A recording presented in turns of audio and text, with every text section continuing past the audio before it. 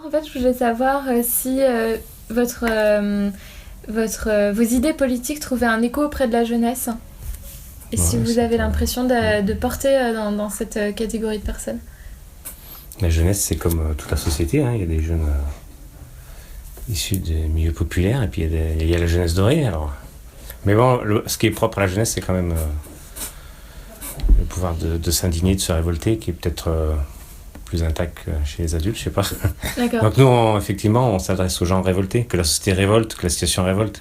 Et peut-être qu'on a un meilleur écho chez les jeunes ouais, à cause de ça. Mais bon, Et vous qui il vous n'y a faites... pas de statistiques, hein, je veux dire. Ouais. C'est des ressentis.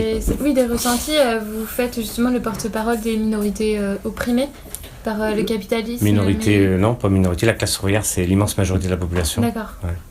On n'est pas une minorité. Et est-ce que vous avez l'impression justement que les personnes issues de l'immigration rejoignent les rangs de... Ah oui, bien sûr, ils font partie de la classe ouvrière à part entière. Hein. Et c'est un de nos combats de ne pas laisser se diviser les travailleurs, le camp des travailleurs, le garder uni. Et de ne pas laisser s'instaurer des barrières entre nous, que ce soit la langue, la race, les papiers, les origines, la religion, ça c'est secondaire. Ce qui compte, c'est dans quel camp on se trouve, comment on fait pour gagner sa vie. Est-ce qu'on vit ou on essaye de vivre de son travail ou si on vit du travail des autres. Voilà. Elles sont là, les différences, la barrière sociale. Hein, on parle de classe sociale, la société elle est divisée en classes sociales, non pas ni en race, ni nation, ni ça c'est... Nous, on combat cette idée-là. On reprend un vieux slogan du mouvement ouvrier, hein, prolétaires de tous les pays, unissez-vous. C'est vraiment notre boussole. Avec un autre slogan aussi qui nous sert d'axe, c'est l'émancipation des travailleurs sera l'œuvre des travailleurs eux-mêmes. C'est-à-dire, voilà, à propos des élections notamment, on encourage les gens à ne pas avoir d'illusions sur ce que pourraient changer pour eux les élections, mais profiter des élections pour s'exprimer simplement. Voilà. Mais vous parlez d'une classe ouvrière unie, mais c'est Marx même qui disait, bon mais du coup c'est pas du tout ouvrière, mais qui disait que au sein d'un couple de prolétaires, le prolétaire c'était la femme, il y a aussi des oppressions au sein même de la classe ouvrière, et vous en parlez comme de quelque chose d'uni, mais est-ce qu'il n'y a pas aussi, enfin il y a des systèmes oppressifs, par exemple il y a des racismes aussi qui sont à l'œuvre, il y a toujours des catégories. Bien sûr et que ça, comment est-ce que vous faites pour en tenir compte? Il y a des préjugés à combattre, hein, y compris dans les rangs de la classe ouvrière, bien sûr. Il y a des préjugés sexistes, il y a des préjugés racistes, il y a des préjugés... Oui, il y a toutes sortes de préjugés. Et la conscience de la classe ouvrière, eh ben, c'est aussi un des travaux de notre petite organisation. Mais surtout, nous, on se fixe pour but de fonder un parti. Un parti des travailleurs, un parti ouvrier, ce qu'on appelle un parti ouvrier, qui défend les intérêts des opprimés, qui se range dans le camp des opprimés, de tous les opprimés. Et une de ses tâches principales à ce parti, ouais, ça sera ça, de faire reculer, de faire progresser la conscience ouvrière, la conscience d'appartenir à une même classe sociale, d'avoir les mêmes intérêts, et combattre les injustices, y compris dans notre sein, hein, au sein de la classe ouvrière, effectivement, il y a des choses il y a des préjugés à faire reculer, ouais, il y a des choses à combattre. Et quelle est du coup votre position sur les chômeurs? Est-ce que vous les intégrez aussi à la classe ouvrière? Bien sûr, ce sont des travailleurs privés d'emploi.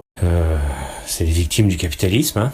Aujourd'hui, ce qui se passe là, c'est le besoin pour les détenteurs des entreprises, hein, les capitalistes, ceux qui détiennent les actions des entreprises, ce besoin de profit en période de crise, eh ben, on le paye très cher la classe ouvrière, on le paye à coup de licenciement. Hein. C'est comme ça qu'ils maintiennent des profits élevés, sans que la production progresse. Ils arrivent à augmenter leurs profits. Ben, c'est en augmentant l'exploitation sur la partie qu'ils laissent au travail et en mettant au chômage, en condamnant au chômage une bonne partie de la classe ouvrière. Ouais. C'est à ce prix-là, au prix d'une exploitation de plus en plus dure, que les profits s'envolent. Les profits, on a vu l'année dernière, c'est le magazine Challenge, hein, ça sort pas du tout, voyez, qui publiait le patrimoine des 500 plus riches français, et ils ont constaté qu'il avait augmenté de 25% en un an. Voilà. Les 500 plus riches français, donc les Muliez, Bettencourt, voilà. C'est ces gens-là, et cet argent, il faut essayer de voir d'où il vient. Hein. Donc il vient directement, d'une part des licenciements, de l'autre de l'exploitation aggravée. Hein, c'est-à-dire les bas salaires, les cadences qui augmentent, on en demande plus à chaque salarié. Tous ceux qui travaillent le sentent, ça, le vivent. Il faut toujours en faire plus, alors que il y a un collègue qui part à la retraite qui ne sera pas remplacé, ou même des collègues qui vont être licenciés à côté de nous, et nous, on va nous demander de faire leur travail. c'est à ce prix-là que les bénéfices du 440 continuent à progresser. D'accord. Voilà. Et du coup, concernant l'emploi, quelles sont les mesures que vous mettriez en place en priorité? En priorité, ouais, donc c'est ce qu'on a défendu, hein, l'interdiction des licenciements, Ouais. avant tout dans les entreprises qui font des bénéfices. D'accord. Et puis imposer le partage du travail entre tous. Et par rapport à la transition énergétique et l'écologie, c'est quoi vos... Enfin déjà, est-ce que vous voyez ça comme une urgence? Quels sont justement, selon vous, les moyens à mettre en œuvre pour à la fois tenter de sauver les meubles et aussi ou peut-être entrer dans un modèle décroissant qui nous ferait diviser notre niveau de vie par, je sais pas, 5, 10... Quelles sont les visions de Lutte ouvrière dessus? Non, c'est surtout avoir un contrôle, que la population elle ait un contrôle sur les moyens de production, hein, et y compris dans le domaine de l'écologie. Non, c'est une vraie urgence, l'écologie, bien sûr. On nous parle du réchauffement climatique, on nous parle des plastiques qui envahissent les océans. C'est une vraie urgence, mais quand on va au fond du pourquoi, c'est pas parce que les Français consomment trop, je suis pas d'accord avec ça. Le pourquoi, c'est parce que le moteur de l'économie, c'est la recherche du profit, quelles qu'en soient les conséquences, et y compris dans le domaine écologique. Voilà. Donc l'urgence, c'est contester le pouvoir des capitalistes qui mènent le monde en fonction uniquement dans le but de s'accaparer plus de profit. C'est de leur ôter ce pouvoir de nuisance qu'ils ont sur l'humanité et sur l'environnement aussi. Ils ont un très fort pouvoir de nuisance, effectivement. D'accord. Mais c'est pas en la décroissance, c'est pas réaliste. Non. La crise, elle impose la décroissance déjà à des millions de Français et à des millions d'êtres humains dans le monde, des gens qui manquent de tout. Vous pensez pas la population, elle continue à croître, la démographie, elle augmente. Pourquoi brider les moyens techniques là? Le tout, c'est de les contrôler puis de les mettre au service du progrès. Mais vous pensez vraiment que, selon Lutte ouvrière, selon votre parti, tout le monde pourrait avoir un niveau de vie d'une classe moyenne supérieure sans causer de dommages à l'environnement? Vous pensez que la consommation n'a absolument rien à voir dans la transition énergétique, les moyens de consommation? Parce que là, vous parlez uniquement des moyens de production, mais... Ouais. Mais ils dépendent, hein. Les moyens de production, ils conditionnent aussi la consommation. Quand en France, il y a 2 trust Renault, Peugeot qui pèsent, hein, la famille Peugeot qui pèse, qui décide qui ont besoin de vendre des voitures pour maintenir leurs profits, et c'est des grosses familles capitalistes. Enfin, Renault, il y a des actionnaires, mais la famille Peugeot qui contrôle encore son groupe, bien sûr, qui pèse sur... et ils influencent la consommation, ouais, bien sûr. Donc, si on contrôlait les moyens de production, peut-être qu'on ferait plus de bus, plus de trains, plus de moyens de transport collectif, on favoriserait le collectif. Mais bien sûr que ça dépend du contrôle, ouais, sur la production, ouais, y compris... Mais enfin, vous n'avez pas vraiment de programme bien spécifique concernant la consommation, non, il faut que les travailleurs puissent décider de ce qui est le mieux pour eux. Effectivement, je fais confiance... Les travailleurs ou les scientifiques? Les deux. Il faut que les scientifiques y rendent des comptes, qu'ils expliquent dans quel sens c'est tout à fait faisable. Hein. Il y a Arte, ils font des reportages de vulgarisation, mais on se prend pour un génie. Quand on les regarde, on a l'impression de tout comprendre. C'est très possible, hein, de vulgariser et puis de soumettre à la population, y compris des gens qui n'ont pas fait Bac+10 et qui pourraient choisir nucléaire ou éolien ou solaire ou là-dessus, c'est quoi votre transport question? individuel ou transport collectif. Je vous dis... Sur le nucléaire. Il n'y a pas de... Demain, à l'Assemblée, on vote une loi contre le nucléaire. Vous êtes pour ou contre? Il faudra un débat. Hein. Ça se passe pas comme ça. Vous n'avez pas une ligne précise dans votre parti sur le nucléaire? Pas forcément, non. Surtout, ce qui est dangereux, c'est de confier le nucléaire à des capitalistes. Ouais. C'est ça qui est dangereux. Et par rapport, du coup, à un tout autre sujet, à l'éducation, aux classes surchargées, aux problèmes des rythmes et des aménagements des rythmes scolaires, qu'est-ce que vous pensez de tout ça, en fait, du système éducatif actuel? Est-ce que, pour vous, il y a vraiment des choses, pour votre parti, il y a des choses à améliorer dans l'urgence, des mesures à prendre? Dans l'urgence, ouais, c'est sur les... Donc, j'étais tombé sur des statistiques, là, il y a 40% des élèves, des enfants, des jeunes élèves des milieux défavorisés qui sont en échec scolaire, hein, dans les quartiers populaires. Donc il y aurait besoin de... Et les instituts, les profs, n'ont pas les moyens de les suivre, de les encadrer. Et donc, effectivement, il faut des gros moyens. Sarkozy avait supprimé 80 000 postes d'enseignants. Hollande avait promis d'en faire sa priorité, là, l'enseignement, mais il n'a pas tenu compte de la hausse de la démographie. Et en fait, on n'est pas bien avancé, même s'il a rembauché des profs, c'est vrai, mais l'encadrement, il n'est pas suffisant. L'encadrement des élèves, notamment des élèves en difficulté, hein, c'est dans les quartiers populaires où il y a le plus besoin que les élèves soient encadrés. Ouais, ça manque de moyens, effectivement, ouais. Beaucoup de moyens. Et quand on voit les milliards, alors l'année dernière, on parle du CICE, c'est des subventions aux entreprises, 41 milliards qui ont été donnés aux entreprises pour les inciter à créer des emplois, qui ont été donnés à fond perdu. 41 milliards, voilà. Cet argent-là, s'il avait été consacré à l'éducation, je pense que ça aurait été une bonne chose, entre autres, quoi. Le service public, il est attaqué, hein. Son objectif, c'est de supprimer des dizaines de milliers de fonctionnaires. Mais là, ce que j'ai entendu, alors sur les créations d'emplois, ça change d'un mois sur l'autre, il faut se méfier. Mais surtout, ce que j'ai entendu, c'est que le CICE leur a permis de rétablir leur marge de bénéficiaires. Et ça, donc les profits affichés au CAC 40, ils ont été faits grâce à de l'argent public, à l'argent de nos impôts qui est allé directement dans la poche des actionnaires et qui est très rarement passé par la case investissement. Il y a toujours très peu d'investissements en France, y compris quand il y a des embauches. Voilà, c'est circonstanciel, c'est pas parce qu'il y a des investissements massifs.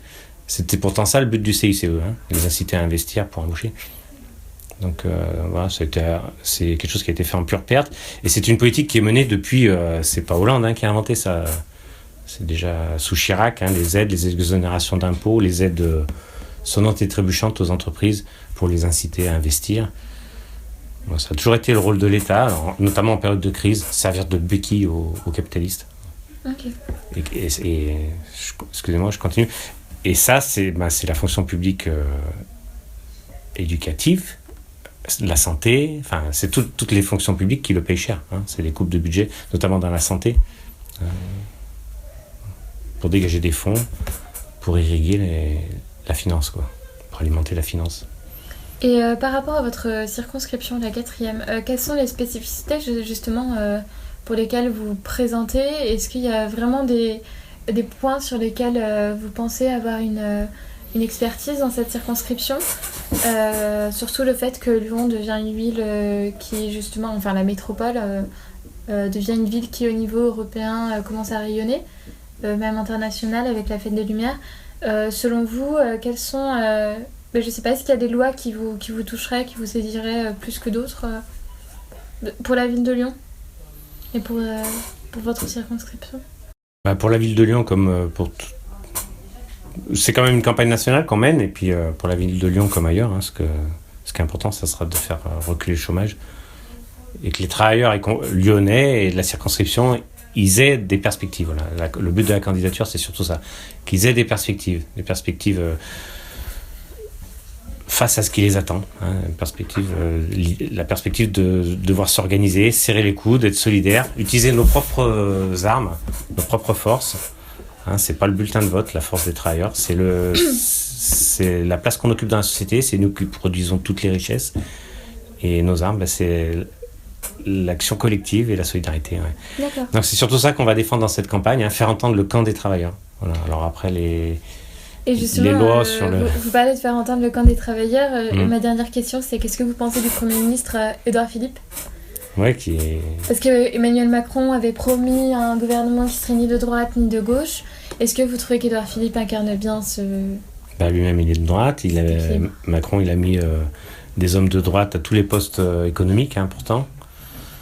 Et c'est un message clair au patronat. Puis ils ont annoncé la feuille de route, hein, clairement, quoi. C'est les droits des travailleurs qui vont régresser, qui vont être gravement attaqués. Donc nous, droite-gauche, pour nous, ça veut plus dire grand-chose, hein, depuis Mitterrand, en fait. Hein. On voit qu'une fois au gouvernement, ils suivent la loi du MEDEF, hein, et vous, une patronat. fois au gouvernement, vous risquez pas de suivre aussi la voie du patronat? Nous, ça sera un gouvernement révolutionnaire. D'accord. Le jour où on prendra des responsabilités, c'est qu'il y aura des millions de gens dans la rue qui contesteront le pouvoir des patrons, le pouvoir capitaliste, et qui voudront mettre en place une autre société. Hein. Une société qui voudront prendre leur sort en main. Donc ça sera peut-être pas nous, mais c'est eux qui décideront, c'est les travailleurs qui décideront qui voudront comme représentants. L'idée, si vous voulez avoir une idée du type de société, nos références, c'est la Commune de Paris, c'est la Révolution russe, c'est des assemblées populaires où le pouvoir se décide. Une forme d'autogestion en quelque sorte. Autogestion, mais à l'échelle nationale ou internationale. Pour le coup, si vous prenez l'exemple de la commune, c'était quand même des autogestions qui étaient vraiment locales. Enfin, c'est pas un modèle qu'on retrouvait. Enfin, vous voyez, c'est pas. Vous voyez ça au niveau national, mais est-ce que vous pensez que c'est possible La commune, elle s'est arrêtée à Paris, c'est vrai. Elle s'est pas étendue. Et puis les révolutions se sont toujours faites à Paris. Il y a eu une petite commune à Lyon aussi. Oui, une petite commune. Mais du coup, c'était à Lyon aussi, c'était hyper local, quoi. Oui, c'était là où la classe ouvrière était concentrée, effectivement. La classe révolutionnaire, c'est la classe ouvrière. Et à l'époque, il n'y avait pas... Faire une petite commune à Vénissieux, une petite commune à Vaux-en-Velin. Peut-être des conseils. Conseils Vénissieux, conseils populaires, ouvriers à Vaux-en-Velin, Vénissieux, mais en tout cas, il faudra qu'ils se coordonnent, c'est clair. Pas question de revenir en arrière avec, je sais pas, des éclatements de pouvoirs locaux. Et du coup, en fait, vous voulez quelque part sortir aussi de cette verticalité pour aboutir à une forme un peu plus horizontale de gouvernement populaire, c'est ça ? Ouais, surtout un pouvoir direct, quoi, que les travailleurs ils puissent décider de leur sort à tous les niveaux, dans tous les domaines. Moi, ce qui m'étonne, c'est que sur beaucoup de... justement, sur beaucoup de points, là, c'est cette forme justement d'autogestion, de mettre avant tout le bien-être et les décisions des citoyens. Vous ressemblez beaucoup de plein de partis de gauche, le NPA, France Insoumise, Europe Écologie Les Verts, c'est un peu les mêmes formes de démocratie qu'ils prônent. Alors, si on appelle justement à ce mode de gouvernance, pourquoi est-ce qu'on n'arrive pas justement à s'allier entre nous ? Je veux dire que... là, je parle en fait... Non, mais avec le NPA, il n'y a pas de souci, on s'entend, on fait des choses en commun. Même s'ils se disent plus communistes. Mais parti de gauche et Mélenchon, non, on n'est pas sur le même terrain. Là. Notamment l'utilisation du mot citoyen. Donc ça ramène tout de suite sur le terrain du nationalisme. Et non, c'est quelque chose qu'on combat. Mais vous voulez quelque chose de national, non ? Ah non. Vous venez de me le dire. La commune au niveau national. Oui, national et international. On est internationaliste, c'est-à-dire on considère que la société est divisée en classes sociales et la classe ouvrière, on considère qu'elle n'a pas de frontières. Les travailleurs, entre eux, ils n'ont pas à se mettre des frontières, quoi. Et une des causes de l'échec de la Révolution, ça a été qu'elle s'étende pas. Pourquoi elle a dégénéré en dictature bureaucratique ? C'est parce qu'elle ne s'est pas étendue. C'est une des explications, ouais. Et voilà. Donc le problème avec on n'est pas sur le même terrain avec Mélenchon, les Insoumis. Et quand ils parlent de citoyens, donc ils mettent dans le même sac le travailleur exploité. Mais vous ne pensez pas qu'une des causes de la Révolution, c'est aussi une été de pas réussir justement à faire alliance avec les autres ? Attends, parce qu'il y a quand même énormément de divisions, alors que, en fait, justement, quelque part, vous avez vous êtes, si on veut, après la recomposition des partis, vous avez, ces petits partis-là, ces petits, vous êtes très nombreux, vous êtes d'assez petits partis, il y a France Insoumise qui est un peu plus gros, mais en gros, vous portez la voix de la gauche, si on veut, et à côté, il y a la droite qui arrive plutôt bien à s'unir, au final. Ouais. Donc, en fait, vous restez éclatés, et pourquoi est-ce que vous n'arrivez pas à vous unir comme Emmanuel Macron le fait ? Parce que la gauche, ce que vous appelez la gauche, elle a un passif. C'est des gens, ils ont montré de quoi ils sont capables chaque fois qu'ils sont passés au gouvernement. C'est pour ça qu'on ne parle plus de gauche, on parle du camp des travailleurs. Et dans ce camp des travailleurs, on n'est pas nombreux à se ranger dans le camp des travailleurs. Mélenchon, il ne veut pas se ranger dans le camp des travailleurs. Il fait chanter la Marseillaise dans ses meetings, il a enlevé les drapeaux rouges pour mettre du drapeau bleu, blanc, rouge. Il fait des déclarations nationalistes, quand il dit que... Lui, président, il n'y aura plus un travailleur détaché. Voilà, il montre du doigt d'autres travailleurs, comme des responsables du chômage. Voilà, c'est des choses, non, on n'est pas dans le même camp, c'est clair. Mélenchon, comme beaucoup de gens de gauche, ils aspirent à gérer le capitalisme. Après, le problème des travailleurs détachés, c'est quand même... moi, je ne savais pas ce qu'il avait dit, mais ce qu'on constate, c'est qu'il y a des personnes qui viennent en France travailler et qui n'ont pas le droit aux mêmes conditions que les Français. Et ça vous choque pas ? Bien sûr que ça nous choque. Mais du coup, les travailleurs détachés, s'ils avaient le même salaire que les Français, ça ne poserait pas de problème. Ce ne seraient plus des travailleurs détachés. Ouais, bien sûr, nous c'est moi je milite à la CGT et je travaille au Vinatier à l'hôpital. Donc il y a 10 000 statuts différents, il y a des boîtes extérieures qui viennent, il y a des camarades qui ont le statut de fonctionnaire, il y en a qui l'ont pas, Effectivement, nous on met en avant à travail égal, salaire égal, statut égal, voilà. Et ce que je vous disais tout à l'heure, tout ce qui divise les travailleurs, il faut le combattre, bien sûr. Faut le combattre. Mais pas en pointant du doigt d'autres travailleurs. Hein, c'est le problème, c'est pas les travailleurs détachés, c'est les patrons qui créent Voilà, cette différence si à entre Mélenchon, nous. justement, vous n'êtes pas d'accord avec lui, pourquoi est-ce que vous faites pas une alliance avec le NPA, Europe Écologie Les Verts? Tous ceux qui sont prêts à militer sur le terrain de la classe ouvrière, il n'y a pas de souci, mais on se trouve un peu seul quand même. Hein. Sur le terrain sur ce terrain de classe, on est seul, on est vraiment seul. Ouais. Oui. Ouais, effectivement. Y compris le NPA, ils soutiennent à des tas d'endroits, ils soutiennent les Insoumis, Mélenchon, voilà. Donc c'est un peu. Les écolos, ils sont clairement, ils veulent pas entendre parler de communisme, hein. Ils sont clairement pour une gestion du capitalisme. Voilà. Le PS, les écolos, c'est des gens qui prétendent à gérer le capitalisme à leur façon. Voilà.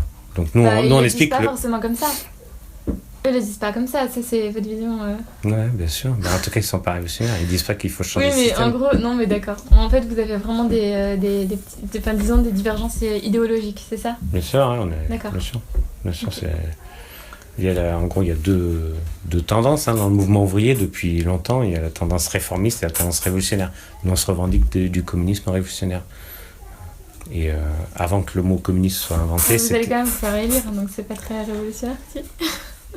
Si, c'est très révolutionnaire parce que si demain je suis député, ça sera une tribune. Je me servirai de mon poste de député comme d'une tribune, comme le faisait Karl Liebknecht en Allemagne. Voilà. C'était un communiste allemand qui a été élu, qui a été assassiné et qui se servait de son... Il était élu et il utilisait cette tribune qu'offre le poste de député. Ça permet d'amplifier.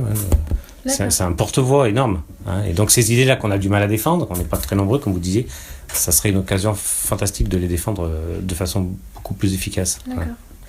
Ouais. Et du coup, est-ce que vous avez un mot de la fin? J'espère que les travailleurs seront nombreux à voter pour un vote, à exprimer un vote conscient et combatif qui se portera sur moi, sur la liste lutte ouvrière partout en France. D'accord. Voilà.